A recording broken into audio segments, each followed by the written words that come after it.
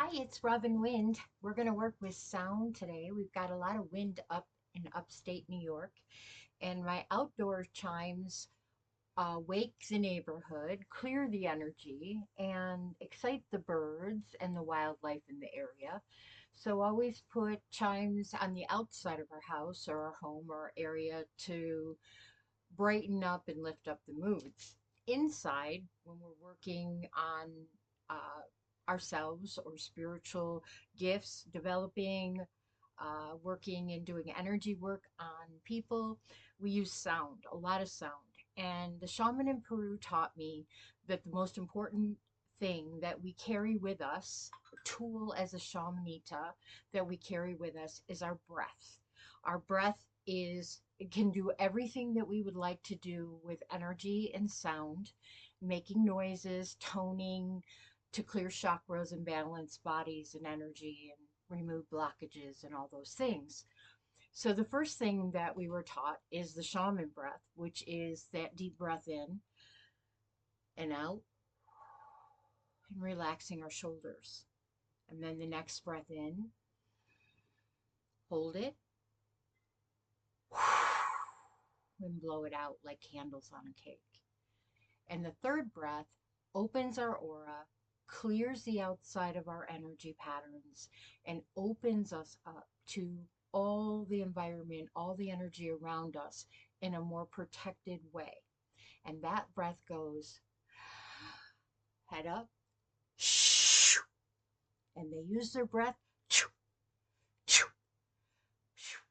to remove things, blockages.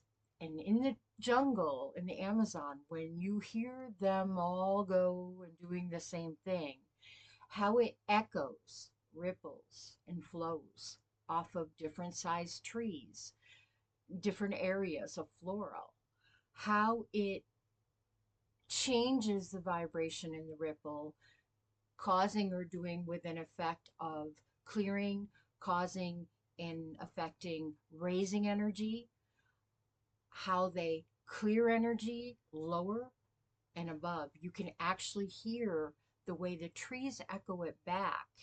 If it's a lower clearing, removing blockages, or it's a higher clearing, which is opening up to the other realms or to the land of spirit, connecting more ethereal. We talked about ethereal with the selenite the other day. And now we're going to talk about, again, sound and vibration.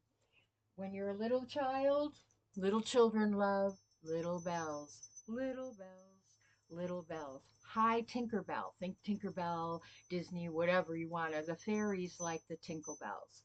They are great, again, for kids. They're also great for, I've often used them in a graveside service for a parishioner to kind of clear the energy and to lift the hearts of those who are grieving and very sad.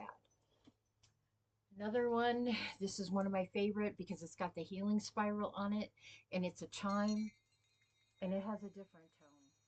And that different tone is really good for crystals and clearing and charging our energies as we work with them. Going back to one of my other favorite sounds as a chime.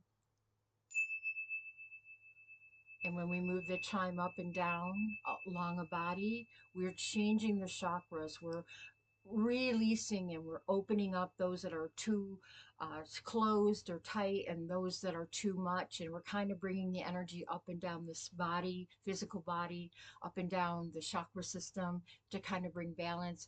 And when we're clearing our personal space to the corners, to the corners, and we're clearing a space before maybe we're moving into it, before maybe we're even moving out of a place. We're clearing the energy so when the people move in, when they say, if these walls could talk, you're clearing the energy that you've left, years of energy that you've built and echoed and rippled and flowed into a house.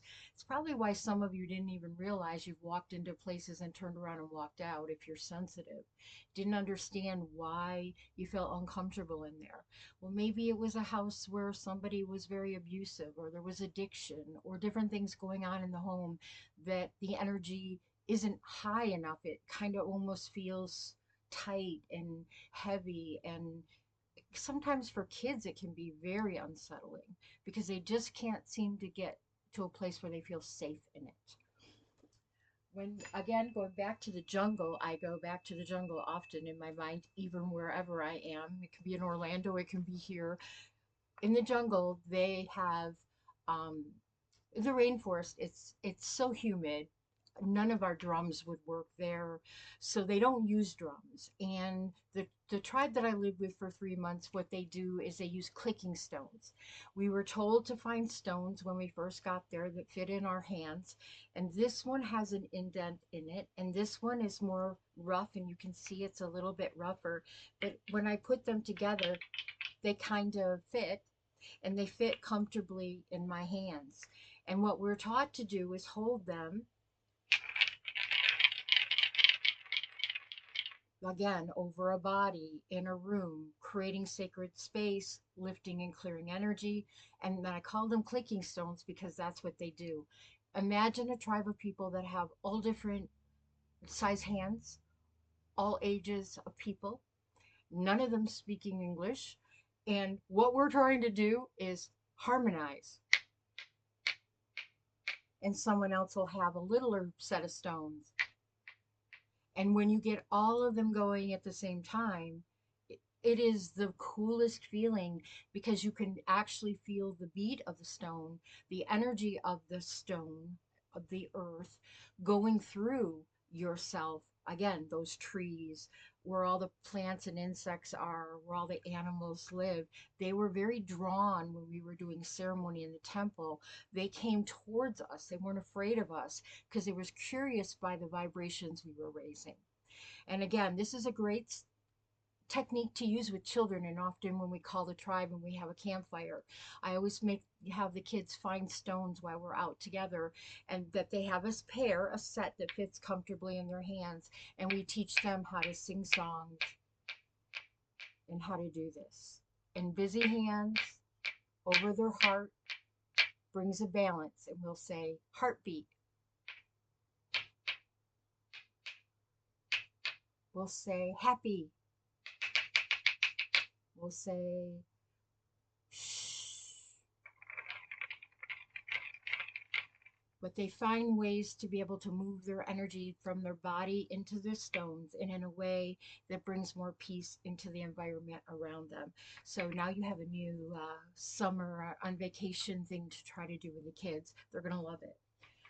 The next thing that we do is we use a lot of rattles that were carved, especially in South America, and we find and we can get sticks or we can have stones, again, different tones. These are the inside of the gourd that have dried, and they've been carved, and then they carve little ripples in the side. So when you take a stick or a stone, I recommend a stick, or a drummer, a beater, they go like this, or they use their fingernails and they rub it up and down. I think I've got this one to work. Okay, a little stone, big noise, vibration. You can feel it here in the room. I hope you can feel it from where you are. Close your eyes and imagine.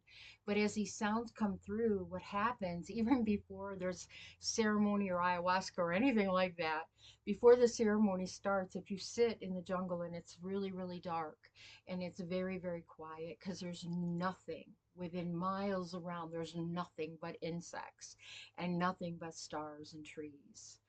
The idea is that when you close your eyes and you hear these sounds, you get visuals in front of your third eye and in your mind's eye. You can see colors. You can see and feel vibrations, some that lift you up, some that bring you down, some that are loud and maybe a little intrusive, and yet others that are so light, again, to that little Tinkerbell, that are so light and little. It helps us to learn balance and the idea of all or nothing, and to find the places in the middle that we feel, our body feels, our senses feel the most comfortable, the most um, settled, the most peaceful. I think it's very connecting sitting with a group of even strangers or people, strangers are friends you haven't met yet. When I left the jungle, I left people that I still didn't speak to other than through a translator, but I felt like I had the best conversations in the world when I was sitting with them, holding their hands or learning about things with them that bonded me to them for the rest of my life or lifetimes. I feel that I met with people that were totally speaking and masters of energy, totally speaking with vibration and with their hearts. You could actually, as an intuitive like I am, a medium, I could actually knew what they meant, whatever they were saying to me. I I had like a translation in my head that happened with spirit, so because I understood what they were trying to convey. I could feel I had to work extra hard with my smell and my taste and my sound and my feeling and my knowing. I had to really tune into that, but without the distractions of the outside world or maybe a band of monkeys going through the top of the canopy. Other than that, what did I have to do? You hear things in levels. There's a sound in the jungle of insects, millions of insects, all different kinds, going off at the same time. And there's a sound and a vibration that they create on this planet that is like none other. And I still sometimes can close my eyes in a good meditation and hear it. I still sometimes can hear the shaman, my teachers, singing my song. That's how they connect. And that shows me that no matter where I am in the world and wherever they are in the world, we're always going to be connected because we know each other's vibration. We know each other's light and we can feel each other's presence wherever we may be. The next thing that we have are the rattles, also things that they carved. This is one of the ones from Peru in particular, and they put their designs and they carve them. And there's a smaller one, and this one does feel like it might have BBs or something in it, some sort of. Sometimes they use shells, sometimes they use beads, or they use um, pits and things from other fruits and vegetables. They literally drill and put them in, and then they make a top for them. This one is just its natural being, and it was painted on by my shaman, and there's all sorts of pictures that he saw, probably in ayahuasca state, and his creativity. And I can hold it with this finger, my middle finger, and my thumb here on the bottom where the star is. I don't know if you can see that. And I can hold it and it fits in my hand. And this is my sound from him. And it was a gift from that teacher. This one I made. We had a lovely artist in Rochester, New York, who was really, really talented with clay and ceramics. And she came and we had her come to our group and do a class with our group of people. And we all got to choose a design and that she had pictures of. And then we took and we carved those images into these rattles. And then we put little beads of clay inside it and we attached it together. And we made this in shapes of obviously a heart. You know I like heart stones. Anybody who knows me, everything's all the heart. And this is my rattle. It has a deeper sound. It's not necessarily one that I use on other people, but it is one that reminds me.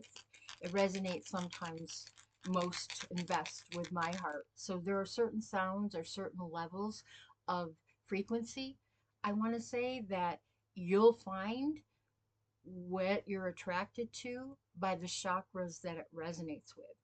A really good sound, and I know when I get to my singing bowl, some of you are probably going to jump out of your seat, but a really good sound will vibrate somewhere in your body.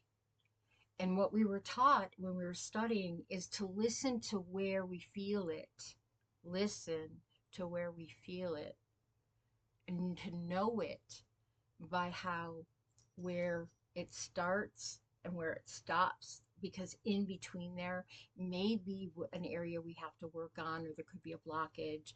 And a blockage isn't a physical, oh my God, I need to go to the hospital and get it removed. A blockage is energy that's stored in the body. How about a good visual for you? Anybody go like this down your arm? You'll find a little BB or a frozen little pea that feels in your arm by a muscle. And if you push on it and you let it go, ow. And if you push it on it again, ow.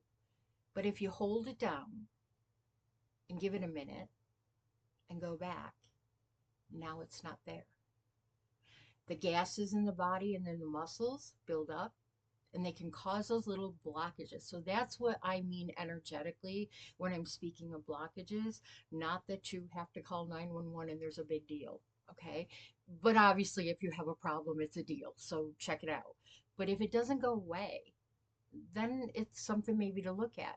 But if you always are having problems with this arm and there's always little beads or BBs here that are kind of blocking it and keeping the flow of fluids in the body, normal fluid movement, restricting it in some way. Those of you who've had an injury, the pain comes from the swelling of the lymph fluid and the fluid around the injury throbbing, doesn't it? It hurts like a, oh.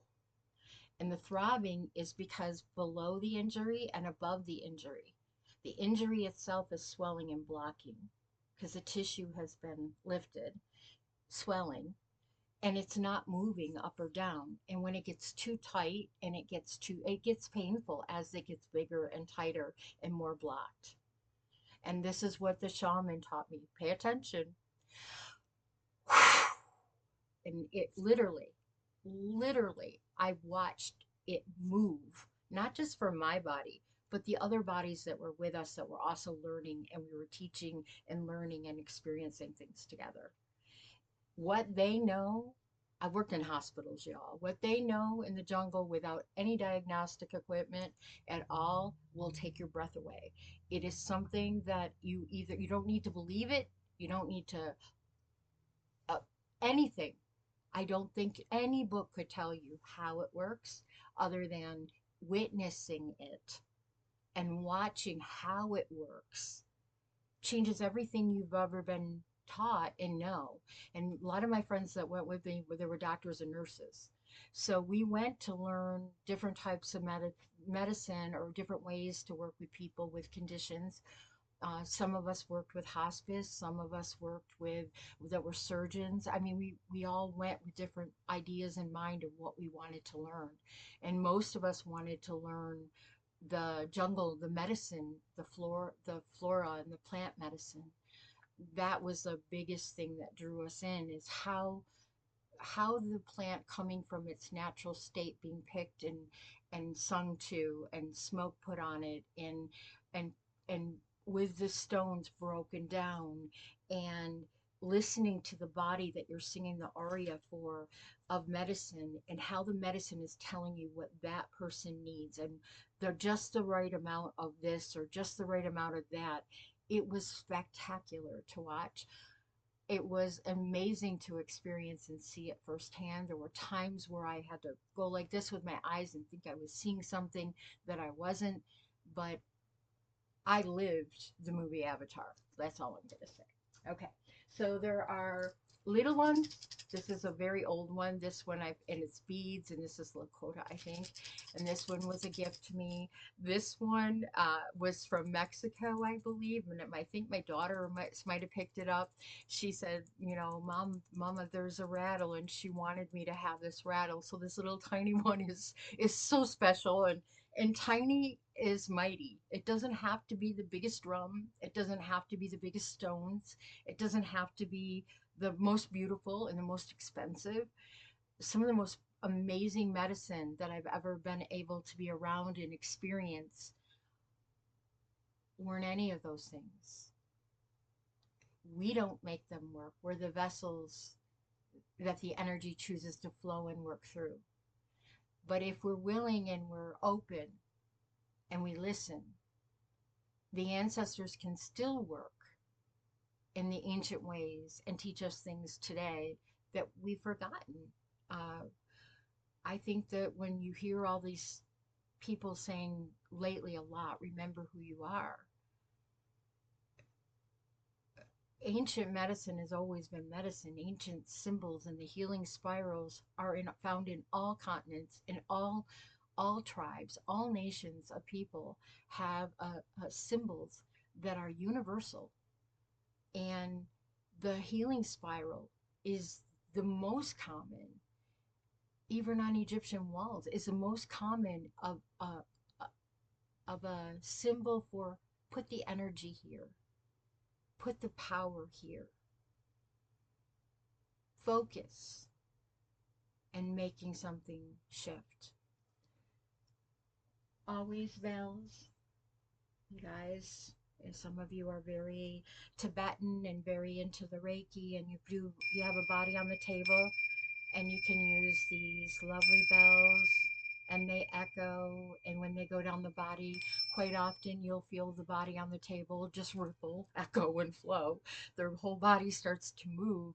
And I've been taught, this country and others been taught, that when the body moves and responds to sound, the sound is doing what you want it to do. It's clearing, it's aligning, and it's rebalancing.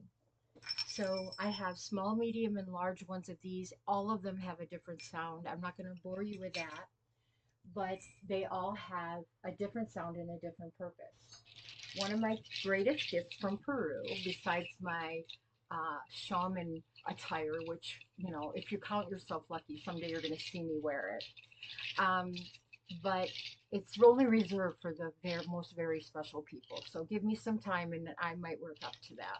I use it for my clients. I use it for ceremony here, but it's not something I've ever put out on a channel for the world to see.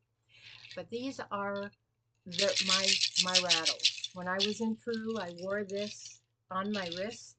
I had my stones in my pockets or down where a sports bra. We kept them down in the center over my heart because we went with this, my breath, my stones. Okay.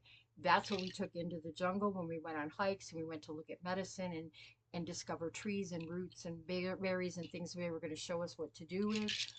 And this is loud. Babies love it, but it's a sacred tool. It's not something I would give a child. But these nuts or these pods are just, they look like little smiley faces to me. And then they choose what color they give you.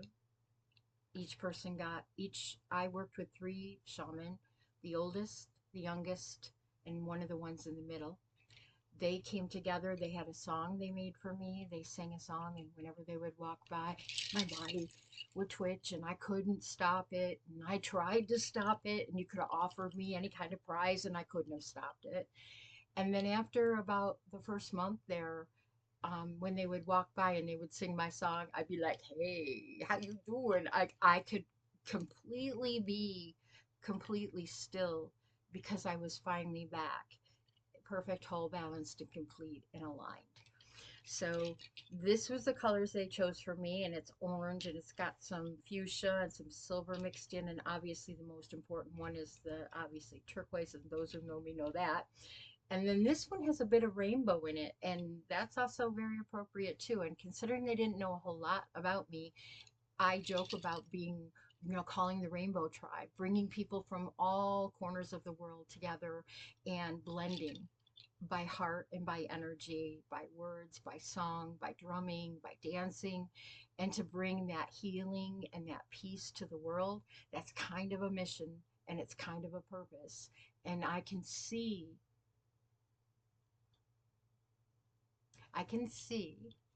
because as a seer, I've been shown people standing all around the world, joining hands and just singing, just laughing, just uniting and creating a vibration of the new world or a better world, a higher vibration, a more evolved human that's more humane and is more sense based. and not lower chakra based. And if you don't know what that means, you got a little homework, look it up. Okay. Um, Crystals and sounds, often we feed our our crystals by giving them sounds. Like I have a Himalayan singing quartz that was mined just for me, and it is used for psychic surgery. And this singing quartz, Himalayan singing, I have the female, and a friend of mine who is a medicine man and a doctor, a real doctor, but also a medicine doctor, is a real doctor too. So he's double qualified. He is the male that grew next to her and that she fits perfectly in.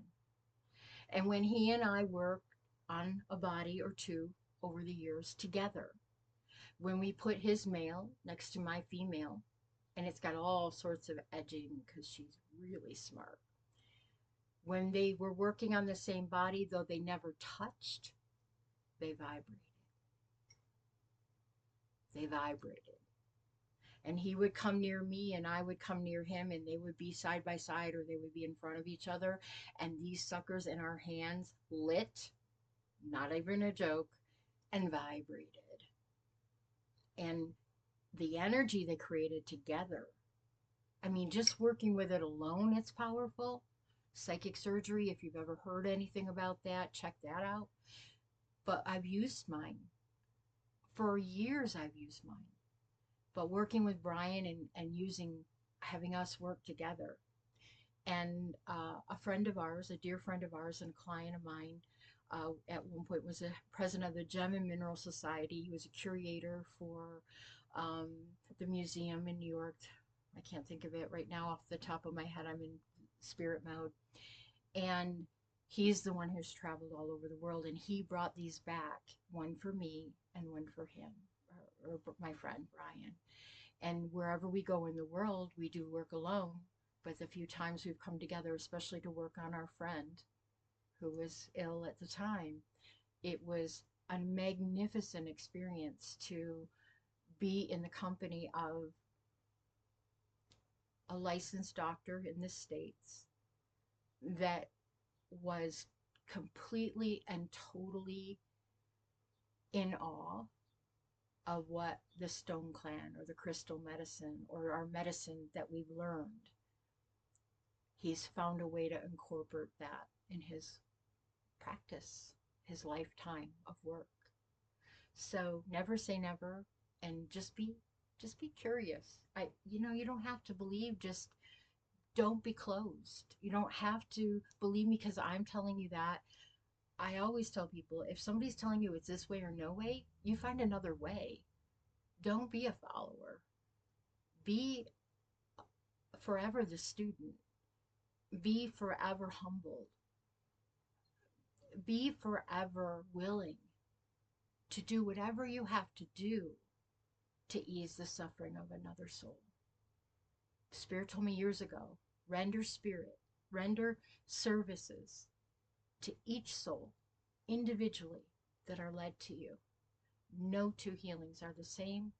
No ways of working or sessions are the same. Even for the same person, they will tell you each time they come. Some come yearly for a tune-up, they come a lot in the beginning, but then they can back up and things start going well, and they can, every year on their birthday. Do you know how many people on their birthday? I come for my session once a year. It's my tune-up. I've got to tune up my car. I might as well tune myself up. That's kind of cool. And after 35 years of doing this work, I think it's really cool. I've met some really great people. Back to the singing bowl. Oh, wait, before the bowl, let's try this. Don't look at my butt. So I have also small, medium, and large drums that I have made. Small, medium, and large. Remember I said little drums can be just as powerful as big drums. And give me a minute. It is very humid in upstate New York today. So these are drums that, this one in particular, all of my drums I've made, or I've made them for myself or some of my students. And when we put them together, There's a whole process again of vibration, ripples, echoes, and flow and intention. One of the best before we even drum on the drum while it's drying and while we're taking our steps to make the drum.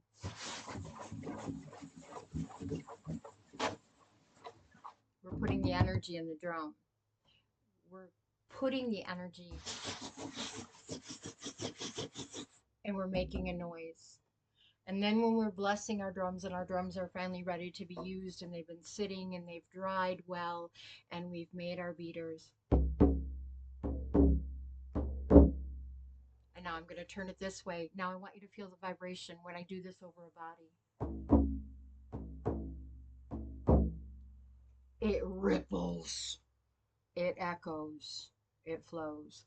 This is very low vibration. This is, as a person who's specialized in working with hospice, this is the big guy. This guy does the serious stuff. Can help remove fear. It can help with pain. It can help with a lot of things. It's used in different ways for different people. The drum will tell me to use it or not. Or if I'm not going to use this one, to use the other medium-sized drum that's over here you can't see, or the smallest one with the water spirit and the tiny drum that's right behind me with the moon and the dolphins on it. That one is a tiny drum. It's got a lighter beat and it's really good. Kids love that drum. You know how many kids at a drumming circle have been playing with that drum? But they love it because it's non offensive to them. It's comfortable and it's up in their belly or up in their heart. They feel it and it makes them feel so good. So good. I mean, like, you have no idea how many kids have tried to go home with that drum. And some of the drums, other drums that I had when I did a gathering, a drum circle or a sound bath in Merritt Island, Florida, there was this there was this child that was totally in love with one of my instruments, and there was just no way I was going to tell a lovely child on the spectrum that had bonded so well with this instrument that there was no way that I was taking it home. It clearly belonged with him, and he clearly was. It's one of the highlight reels of his life. His mom still tells me that it is the one thing that when everything out of his control is going on or he's having a day, that he'll pick it up and it makes him feel better. Hugs, not drugs. Meditation, not medication. I'm all about, I raised a special need child myself, and I still have grands that have needs too. And there's nothing that some of the old ways that are easier and more connecting can help and assist. Even the parents can feel better and less helpless if they let their child find the stone, the bell, the rattle, the drum, the something that they need to bring them back to a sacred place, in a place where they can feel that they have some power, that they have some control, and they can change how they feel. I think too many people in the world feel powerless, and that's maybe why we use all those easy peasy over the counter everything. But I truly think that the world that I see changing for us is that we're deeply connected to Mother Nature, the Earth Mother. We're better connected with one another and our communities and our tribes. We are less in our face in a device, and we're more telling stories around the fire or dancing and laughing in a community way and in a loving way that raises the vibration for the whole family. For the whole family. No one leaves ceremony feeling worse. In all of my life, I'm 62, I've never seen anybody leave in a worse way than we found them. Even if that seed of hope and community has been planted, the creator's still going to work with them and they can't wait to come back. I saw somebody cry one day when they went to leave one of the sessions, and I said to him, I go, why are you crying? I don't want to go. But you always can come back. You're welcome anytime. This isn't the end of anything. It can be the beginning of a, like I said, I have clients I've had for 35, 40 years almost. And I've known them and their families and their kids and their carrying out the grandchildren. It's like, for me, that's my family. For me, that's my tribe. And if anyone from the jungle where I stayed came to my home, they would have bed, they would have food, they would have whatever they needed, besides my love, besides my respect, besides my attention. They would be family. They would be welcome. I don't give a what their legal any status is. They will be my heart. They are my family. And that's how the God of my understanding works with me. Enough. Before I get on a soapbox and somebody throws me off the air. Now, want a lighter one? You want a more fun one? So, back in the day, after my near death experience, there was somebody that was visiting our church, and they were all about the crystal bowls. And let me tell you, I would walk in and it would be painful. It was like I went into a room of cats howling in heat or something. It just did bad things to my body, and I did not like bowls. And now that I've processed that years later, I realized it wasn't, it was a combination of things. It wasn't necessarily them or me. It was a combination of what wasn't balanced or overbalanced in one and not in the other, or vice versa. It was me, okay, clearly.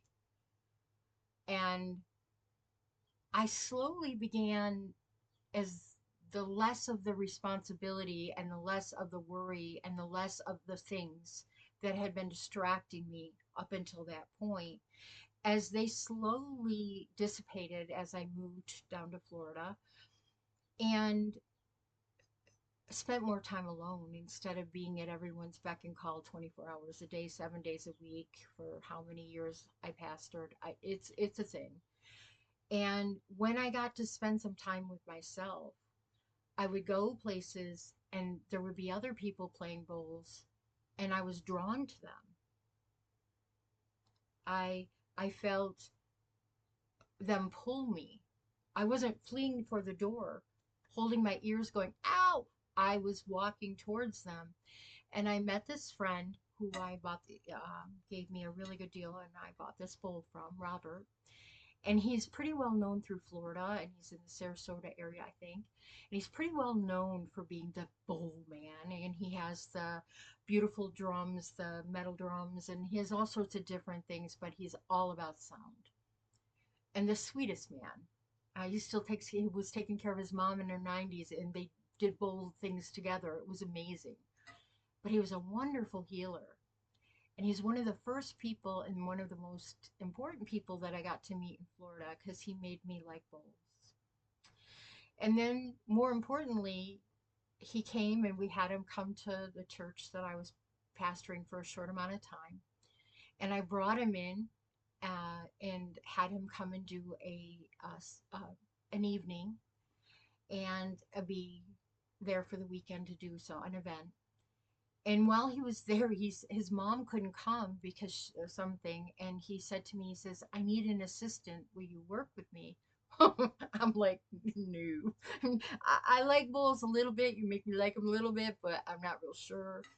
And he goes, come on, Robin, it'll be fun, like, just try it. I promise not to knock you out of your socks, and it shouldn't be painful, and if it gets painful and you get up and leave, I won't take it personally. And I said, okay, all right, you got a deal. And I had the most amazing night with him. An hour, hour and a half event ended up being about 2.5 hours because we didn't want to stop. And we were playing off each other. And I was using the chimes and the bells and my drum, and he was using the bowls, and we were just doing this sound thing that was clearly off the chain and unrehearsed. But spirit in the room was so huge, palpable. People that went still talk about it. And the next thing I know, I'm toning. I'm like, where's that shaman? Where's that person from the jungle? I don't usually do it in public. And all of a sudden we're singing. I'm singing with him. This is spirit when I'm going like this, y'all. My nose is fine. They tickle me when I get excited. And he all of a sudden I'm hearing this toning and I'm like, that sounds really cool. And then all of a sudden I'm hearing all this harmony and I'm like, wow. And then I'm like, I realized you're a part of this. Like, I'm participating in the sound, and the person I'm hearing singing is me or my friends coming through me. And what an amazing vibration was being created in the room. I mean, people were crying. It was so silent. Other than us, you could hear a pin drop, but you could hear people sniffing and emotional. The spirit in the room was in the house. And when we were finished, he looked at me and he said, "Wow!" And I go, he says, "I'm going to have to fire my mom." And I said, "Don't you dare." And we kind of joked around back and forth. And I said, "Thank you. Thank you, thank you, thank you for calling me out." Because I always tell people whatever you're afraid of or you don't want to do is probably the thing you need to do next. Yeah, I can say it. I wasn't always following it. Um, and I said, "Thank you for pulling me outside of my comfort zone and allowing me to learn something new and really love it and enjoy it." So when he got his new bowls, he has them all different size, like small, medium. Oh my God, they're all different notes, all different vibrations. He has big ones that you put your feet in and then they play it and your whole body vibrates and you shoot you probably a whole lot cheaper than your 30 seconds in space kind of thing. But this thing will take you up and gone. And so he lets me know when he says, "Robin Wind, I have this heart bowl and it's screaming your name." And I went, "Yeah, well, I have dreams and things and healing things." And he goes, "I know you like your stones and I know you like to do whatever you like to do, but this bull, when you meet her, I triple dog dare you to say no to her. Meet her."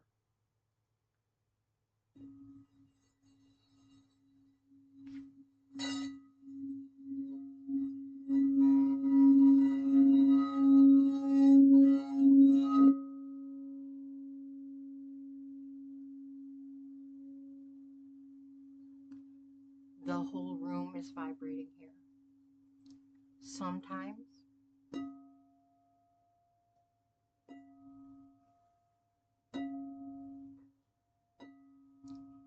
she gets the four directions.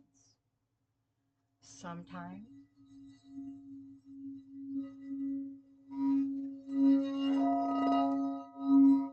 she gets louder and louder and louder.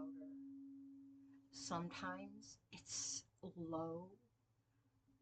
Most times it's high. It's never, every time I think she's going to sound a certain way, she fools me.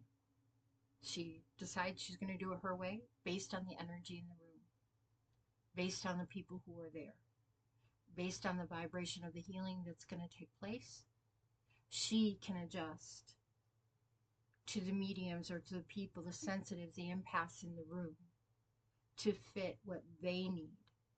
Spirit, vibes, ripples, echoes, flow.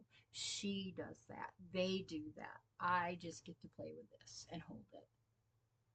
But the idea is when you are a vessel for energy to flow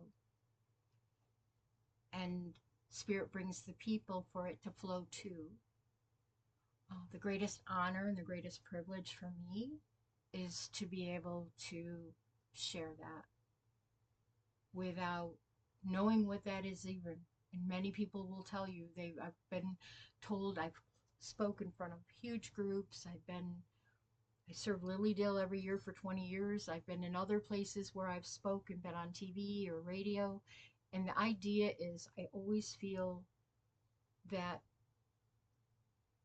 my ego feels that I'm not going to do it right, or I don't want to come from a place that feels like I'm better than anyone else. And I know that maybe doesn't make sense to you unless you know me.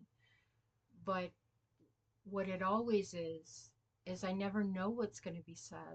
I never have. I have scripts, I've written speeches, I've written talks that are for to entertain people for 2 or 3 hours.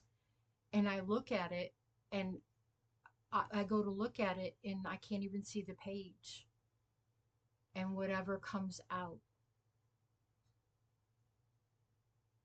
whatever and how it comes out, whatever I do or they do, all I am is the vessel. All I am is a willing servant. All I am is sacred. All I ask is that they leave me better than they found me, and they use me to be an instrument of healing and peace. At the end of the day, I say thank you.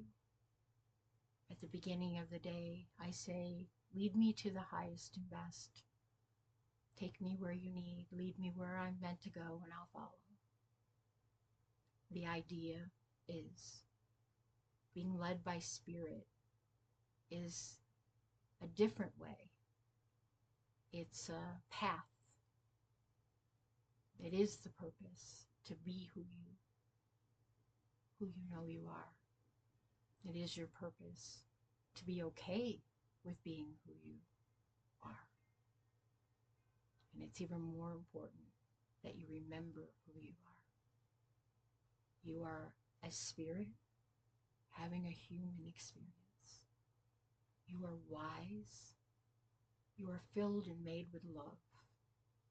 Your power, your energy that feeds your body is energy. It's light and light and light. So let your light shine bright. Be a heart light. Let your words be kind. Let your hearts be open. And it's okay to look up and ask Spirit for a little help down here in a different way, in your way. Help me. Connect. Be here now. Show me the way. And those who cross my path, may I leave them always better than I found them. That's my purpose. That's my prayer. Let it be yours. I thank you for letting me entertain you for a little bit today. I'm not really technology friendly. I have friends that are, and they're helping me after all these years to be out in the world where I'm supposed to be without necessarily traveling all over like I used to. And I will, and I'd love to again when the world feels a little bit safer out there, maybe. I don't know. Anyway, I hope you have a really good day, and I just encourage you to explore and play, get your kids involved. Um, go ahead and sing some songs. Go ahead and and make harmony. Even if there's no words in a song, y'all know a tune, and you're driving to your campground, whatever where you're going for the holiday or whatever. Take the tune of a song that y'all know, and somebody could go whoop whoop whoop whoop whoop whoop. If somebody else can go if somebody else can go whoop whoop whoop. I don't. It doesn't matter. It's fun. All ages, even the baby in the car seat's gonna look at you like you're crazy, but I promise we'll get involved and start doing it too. Turn up the music. When in doubt, dance it out. Less devices, more connection. And I'll leave that with God's blessings. Thank you.